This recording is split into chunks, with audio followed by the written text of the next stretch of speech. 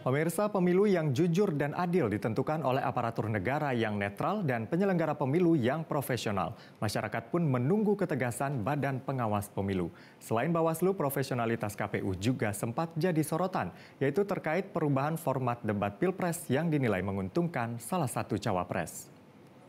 Ini mungkin saja ada masalah sehingga kami harus mengingatkan yang bersangkutan, Mas Gibran misalnya, untuk tidak melakukan hal demikian. Sehingga kan ini masih dalam pembahasan teman-teman kita. Tapi kami mengingatkan cawapres bukan hanya Mas Gibran, itu tidak menggunakan CFD sebagai tiket. Sekedar mengingatkan, itulah sikap Badan Pengawas Pemilu saat wartawan bertanya mengenai aksi Gibran membagi-bagikan susu. Aksi itu beberapa kali terjadi, salah satunya dalam arena Car Free Day di Jakarta awal bulan ini. Mas Gibran akan memberikan susu gratis, minum susu. Siapa yang suka minum susu? Angkat tangan.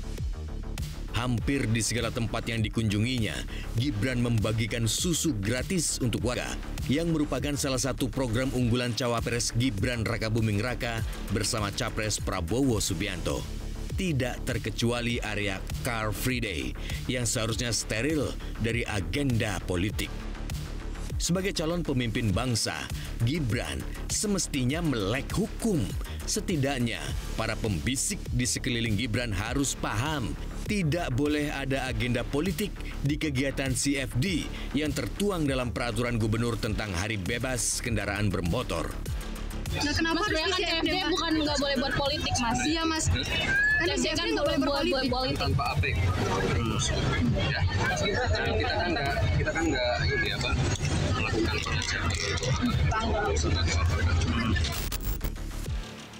Pemberian makan siang dan minum susu gratis merupakan kegiatan kampanye andalan paslon Prabowo Gibran, seperti yang terlihat di sebuah pesantren di Kudus. Namun pengurus Ponpes membantah kegiatan ini sebagai kampanye. Meski jelas terpasang spanduk kartun Prabowo Gibran yang bertuliskan program paslon nomor urut 2, Bawaslu setempat menilai tidak ada pelanggaran. Dalam aturan terbaru, diperbolehkan kampanye di pesantren dengan catatan mendapat izin dan tanpa atribut. Kalau spanduk itu saya kira tidak jadi persoalan ya. Jadi yang ada itu kan dari definisi kampanye sendiri itu kan ada ajakannya. Kinerja KPU juga mendapat sorotan. Pasalnya, format debat kandidat Pilpres 2024 diwarnai silang pendapat. Ada yang menilai format itu menguntungkan cawapres yang rekam jejaknya kurang mumpuni. Muncul pertanyaan, mengapa debat cawapres harus didampingi capresnya?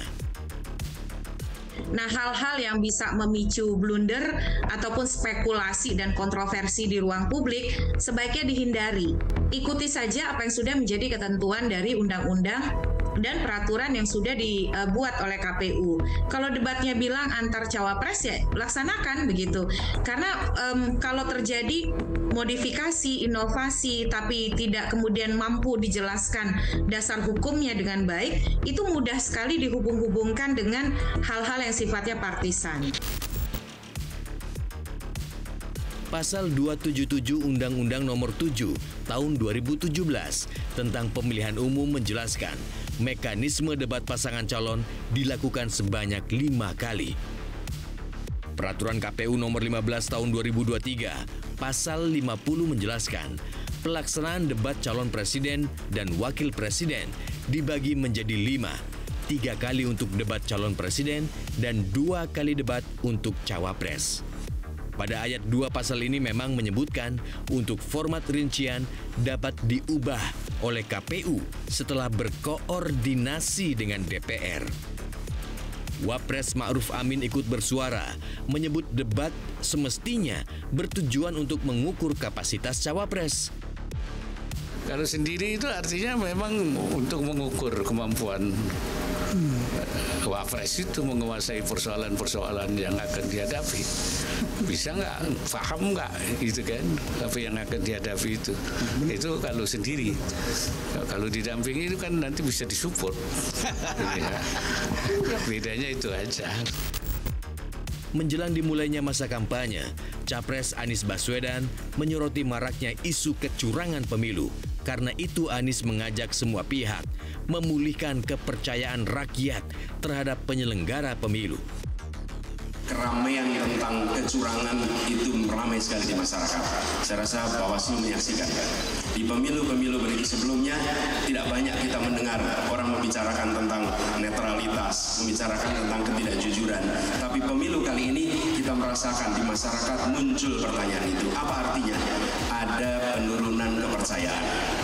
Saya berharap yang berada di ruang ini, mari kita bersama-sama kembalikan kepercayaan rakyat kepada institusi penyelenggara pemilu. Sementara calon Presiden Koalisi Indonesia Maju, Prabowo Subianto meyakini penyelenggara pemilu baik KPU, Bawaslu, hingga DKPP akan melaksanakan tugasnya dengan baik, yakni menyelenggarakan pemilu yang bersih, jujur, adil, tanpa kecurangan. Kami ingin menyampaikan keyakinan kami bahwa Bawaslu dan seluruh penyelenggara pemilu akan melaksanakan tanggung jawabnya dengan sebaik-baiknya, menyelenggarakan pemilu yang bersih, jujur, adil, tanpa kecurangan apapun. Cawapres nomor urut 1 Muhaimin Iskandar mengingatkan, kecurangan dalam pemilu dapat merusak kedamaian Indonesia. Curang akan menghancurkan semua perdamaian, apalagi kalau rakyat sudah marah, apalagi kalau ada revolusi gara-gara kecurangan, itu sangat berbahaya. Kita tidak ingin memulai dari nol, karena itu Gakumdu, semua aparat, semua penyelenggara, KPU terutama harus independen. Sekali ada kecurangan, rakyat marah, titik nol mulai. Jelajahi cara baru mendapatkan informasi. Download Metro TV Extend sekarang.